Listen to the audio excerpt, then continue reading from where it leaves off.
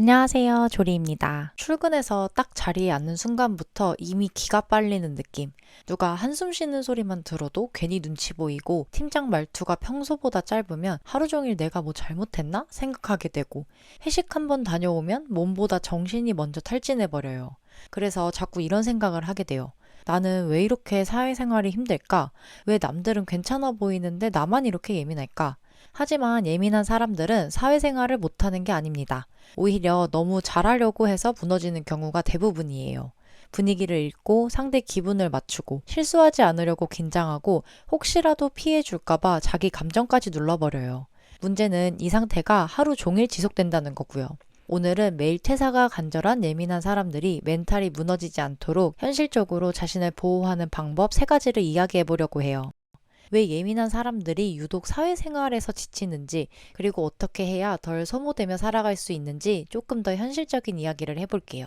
첫 번째로 지치는 이유는 착한 사람 역할을 하다가 무너지는 경우예요. 예민한 사람들의 공통점이 하나 있는데 겉으로는 굉장히 괜찮아 보인다는 거예요. 일도 책임감 있게 하고 분위기도 맞추려고 노력하고 웬만하면 다 참고 넘어가요. 근데 사실 속에서는 계속 긴장 상태인 경우가 많아요. 왜냐면 예민한 사람들은 갈등 자체를 굉장히 큰 스트레스로 느끼기 때문이에요. 누군가 불편해하는 표정, 쌓여진 분위기, 묘하게 달라진 말투, 이런 걸 너무 빠르게 캐치해버리니까 무의식적으로 계속 분위기를 관리하게 돼요. 문제는 여기서부터인데 이렇게 살다 보면 점점 진짜 나보다 사회생활용 나를 더 오래 쓰게 돼요. 괜찮은 척, 배려하는 척, 이해하는 척, 안 힘든 척. 그러다 어느 순간 갑자기 모든 게 버거워져요. 사실 그건 회사를 그만두고 싶은 것보다 계속 억눌려 있던 상태에서 도망치고 싶은 거예요. 그래서 예민한 사람에게 가장 필요한 건 착한 사람이 되지 않는 연습입니다. 여기서 말한 착한 사람은 배려심 있는 사람이 아니라 자기 감정을 계속 삭제해가면서 그런 척하는 사람이에요. 예를 들면 이런 거예요. 하기 싫은 부탁인데도 웃으면서 괜찮아요 하기. 혼자 너무 힘든데 전 괜찮아요 하고 반복하기. 상처받았는데도 별거 아니겠지 하고 넘기기. 근데 뇌는 오히려 그 억눌린 감정을 계속 기억한다고 해요.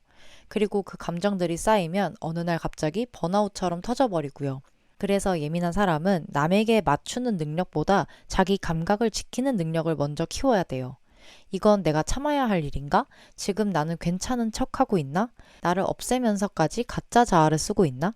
이 질문을 자주 해보는 것만으로도 멘탈 소모가 꽤 줄어들 거예요.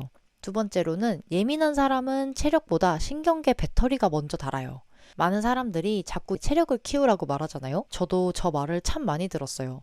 운동해라, 긍정적으로 생각해라, 마인드를 바꿔라. 근데 사실 예민한 사람들은 몸보다 먼저 신경계가 지쳐요. 특히 HSP 성향의 사람들은 자극 필터링이 약한 편이라고 알려져 있는데 쉽게 말하면 보통 사람들은 자동으로 흘려보내는 정보들까지 다 받아들이는 사람이에요. 사무실 소음, 메신저 알림, 사람들 말투, 회의 분위기, 누군가의 표정 변화까지 이런 것들이 계속 뇌에 쌓이는 거예요. 하루 종일 컴퓨터 백그라운드에 창을 아무것도 닫지 않고 모든 프로그램을 켜놓고 일하는 상태랑 비슷한 거예요. 겉으로는 멀쩡해 보여도 안에서는 이미 과열 중인 거죠.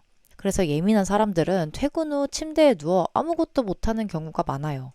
게을러서가 아니라 이미 모든 신경계 배터리가 방전된 상태니까 뭘 할 수 없는 거예요. 특히 요즘 사회는 예민한 사람에게 너무 과한 환경이라고 종종 생각을 해요. 알림은 계속 울리고 짧은 영상은 끊임없이 도파민을 자극하고 사람들은 늘 빠른 반응을 요구해요. 문제는 예민한 사람의 뇌는 이 자극들을 훨씬 강하게 받아들인다는 거예요. 그래서 필요한 건 의지가 아니라 저자극 환경이에요. 회복도 전략적으로 해야 합니다. 예를 들면 출근 전에 쇼츠 안 보기, 퇴근 직후 20분 정도 조용한 시간 만들기, 일정 사이사이에 혼자 있는 시간 넣기. 이런 건 단순한 힐링이 아니라 신경계를 보호하는 행동에 가까워요. 많은 사람들이 자꾸 체력이 없다며 오해하는데 사실은 너무 많은 자극 속에서 오래 버텨온 결과이지 않을까 싶어요. 마지막으로는 예민한 사람에게 필요한 건 강한 멘탈이 아니라 환경 설계예요. 예민한 사람들은 자꾸 스스로를 고치려고 해요. 멘탈이 강해져야 돼. 둔감해져야 돼. 신경 덜 써야지 라면서요. 하지만 사실 타고난 민감성을 완전히 없애는 건 어려워요. 오히려 억지로 둔감해지려고 할수록 자기 자신을 더 괴롭히는 경우가 많고요. 그래서 중요한 건 나를 바꾸는 게 아니라 나를 덜 소모시키는 환경을 만드는 겁니다. 예민한 사람들은 환경 영향을 굉장히 많이 받아요.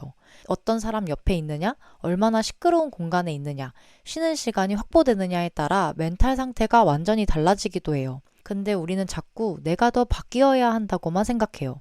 하지만 진짜 변화는 무조건 버티는 게 아니라 자기를 망가뜨리는 환경을 빨리 알아채는 것에 더 가까워요. 늘 빠르게 반응해야 하고 항상 연결되어 있어야 하고 감정까지 효율적으로 처리하길 요구하는 사회 속에서 예민한 사람들은 누구보다 쉽게 과부하가 오기 때문이에요. 그러니까 이제는 억지로 버티는 것보다 어떻게 해야 덜 소모되는지를 고민해야 돼요. 누구를 만나면 기가 빨리는지, 어떤 환경에서 회복이 되는지, 언제부터 내가 무너지기 시작하는지, 이걸 아는 사람은 자기 멘탈을 훨씬 오래 지킬 수 있어요. 이제는 스스로를 질책하며 고치려고만 하지 않았으면 좋겠어요. 대신 나를 지키는 방법을 익혀나가는 것부터 해보는 거예요. 착한 사람 역할에서 조금씩 빠져나오는 것, 신경계 자체가 쉴 수 있는 환경을 만드는 것, 그리고 나를 자꾸 몰아붙이는 세상 속에서도 내 환경을 설계해 나가는 것. 이 외에도 학교 또는 직장에서 멘탈을 지키는 나만의 방법이 있다면 댓글로 공유해 주세요. 함께 방법을 나누다 보면 지금보다는 훨씬 덜 지치는 삶을 살게 될 거예요.